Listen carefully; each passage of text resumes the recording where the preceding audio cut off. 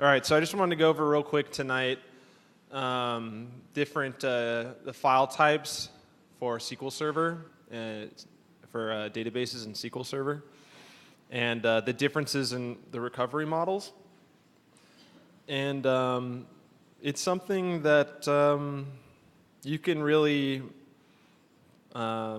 make things bad if you're not careful in SQL Server and where you put your files and how you have your recovery models set. So it might be basic to some, and maybe if you haven't heard this before, I hope you get something out of it.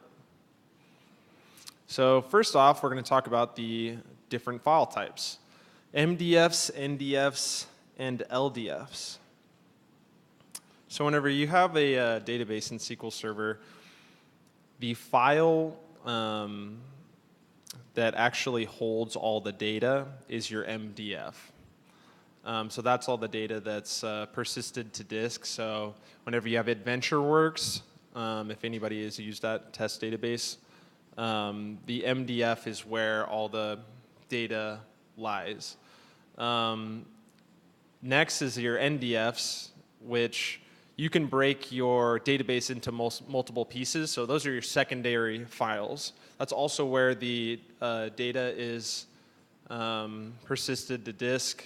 What's cool is you can have partitioned databases where, let's say, you have everything, tables broken into months, let's say, or years, and you have 15 years of data, but you only really care about the last 5.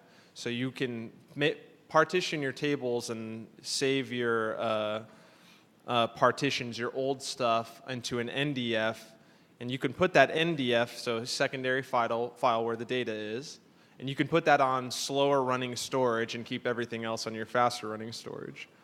So it's kind of cool. You can do stuff like that. Another popular use is for tempdb.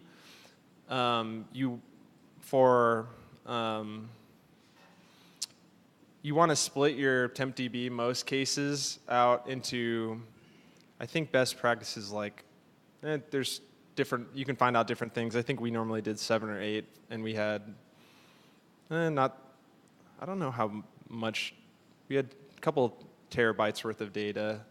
But it's just to make things run faster, and I could go more deeply into that, but the bottom line is you can split the databases into multiple files. And so that would be your MDF, and then your secondary files are NDFs. And you can have multiple NDFs, and you could also have just one MDF. Lastly, and sort of most important to what we're talking about right now, is the LDFs. That's your log files. So what your log file is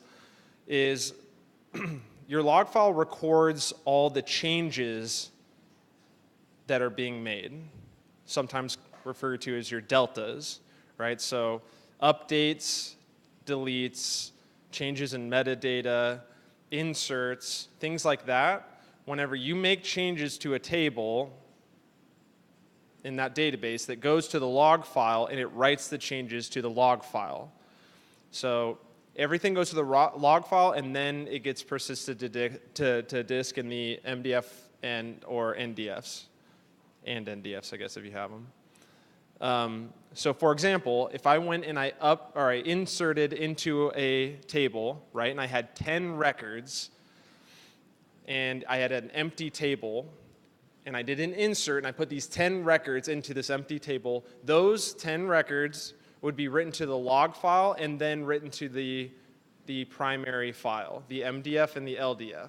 So the LDF records the changes there. If I make an update to one of those 10 records, right, we still have 10 records in the table in the MDF, but that change, that update, is recorded in the LDF, in the log file. I hope that makes sense. The changes, it records all the changes in the log file. So the reason why that's important is that you can go back, you can restore log files and go back to a point in time and say, oops, I made an update on the wrong row. I can go restore back to before I made that change. So the LDFs record the changes to your tables. So if I had a terabyte insert, like just many, many records, and I put them all in at the same time to a table, all of that would have to be written to the log file. So that can really blow your log file out if you have a gigantic transaction that you're running, if that makes sense. So let's just move on. Okay, storing your MDFs. We already talked a little bit about should you create MDFs, but starting at the top, where should you store your MDFs? If you're here for my installing SQL Server on Amazon talk, sandbox, then you'll know the answer to this one. So should you store your user databases on your C drive? Who thinks you should? No one raise your hand. Good, good. All right, that means everybody thinks you should not put your user databases on your C drive. So your C drive is where your operating system is, everything's installed. So whenever you boot up your server, you need the C drive. If you have an MDF file, if you inserted a bunch of records or something like that, and it filled up that file, made that file super big, and it totally filled up your C drive, then your C drive would crash, and everything would shut off, and you would have a bad time. So for that reason, we want to save our MDFs in a different place other than our C drive.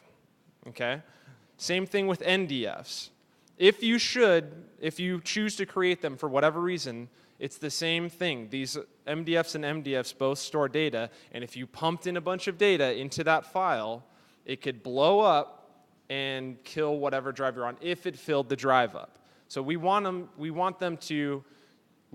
prefer the user databases to all be in one place and then all them get killed off, but we can still get into SQL Server if that makes sense. Just the databases maybe not so much. So the LDF files, the log files, likewise, those can blow up too. So for me, I was always taught you put the log files on another drive that's not where you put the user databases, the MDFs, right? Because that's where the database is. It's on those main files. You want to keep the LDFs separate from the MDFs because the LDFs can blow up if you were doing a big insert and you don't want that to kill everything. You just want that transaction to fail, if that makes sense. Right, so you have a big transaction that blows out the log file, because like I said, if you were inserted 10 million, 100 million, a billion records, and that has to all and you did that all at the same time, and it all got written to the log file, it's got to do all that at the same time if that's how you did it. You tried to do that all at the same time. So if you did that, you want the transaction to fail because it ran out of space, but you don't want all of your databases to go away, or worst case scenario, you put everything on C. And then everything just dies. So whenever you're setting up, I don't know if you can see this, but excuse me, your data root directory. So this is for the master and the system databases. There's some debate on whether or not you should put this on a separate file other than C. But user databases, see, this is during an install. You'd want to put them like on the D drive and then user log on E and then ignore backup. Anyway, that was just an example of what that looks like whenever it's not really important. I mean, yeah, we're not talking about that really right now. I mean, we are talking about it. I'm just going to move on. All right, so the 3 recovery models. I'm just going to go through these fairly quickly.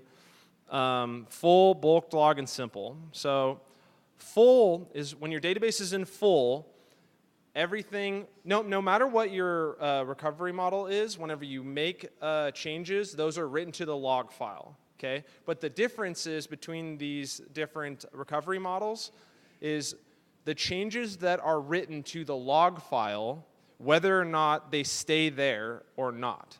So let's say I inserted 500,000 records that all got written to the log file.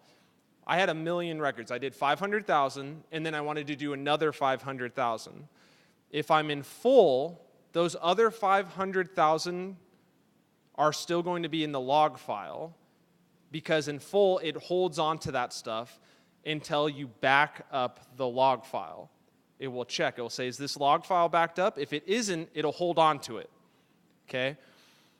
If your database is being mirrored or in an availability group, meaning that the data is in two places at once, or then it will also not release those changes in the log file until the data has been replicated successfully. So if you have a problem where your database isn't replicating successfully, but you backed it up, the log file will still continue to grow until you fix that. You either need to kick the database out of the availability group, or you need to get that issue resolved so the data is replicated, or that log file will continue to grow. And like I said, if you're having a transactional database where it's just taking in data all the time or there's changes routinely, then you can have log files that just grow and grow and grow and grow, and it's like, whoa, what's happening? Well, your database isn't replicating, something broke, it can't talk to the other server, it just keeps growing, and then that can be bad. So I think that kind of wraps that one up. Bulk log is really similar to full, but inserts go faster. That's basically what happens, because it doesn't, if you have a bulk insert, you have 1 million records, it still has to log that insert on full, it still has to sort of micromanage that whole insert. It has to do that row by row by row inserting. Whereas for bulk insert, it'll just take all this data and says, all right, it's going in. If it fails, it fails. If it doesn't, it makes it, then that's it. And it goes a lot faster. We won't dive too much more into that one, just for the sake of time. And lastly, simple. So this is another case where, like I said, all the recovery models, whenever you make a 1 million record insert, it still has to all be written to the log file. But as soon as you're done, the log file doesn't hold on to anything. It'll immediately truncate it whenever it needs to. It needs space, it just truncates. It gets rid of everything that's in there. Okay, so this is like if you don't care about changes to your database, then and you don't take backups for your log files, you want simple. And I have an understanding, what did I even put here? Yeah, this is sort of just what I was already talking about. So if you rebuilt a clustered index, so a table, and you were like, well, I have a simple recovery model, like that means that the log file doesn't matter. No, that's your misunderstanding. It still has to use the log file to rebuild the whole table, and then it can truncate the log file. But it still has to write there. And that's it. Is there any questions on anything? Hopefully I was somewhat clear about that, but let me know too if you want. You guys can message me on Meetup or on Slack if you want to talk to me about this. I'm going to have to leave pretty early tonight, but yeah, just contact me either one of those ways. But any questions before I quit right now? No? All right.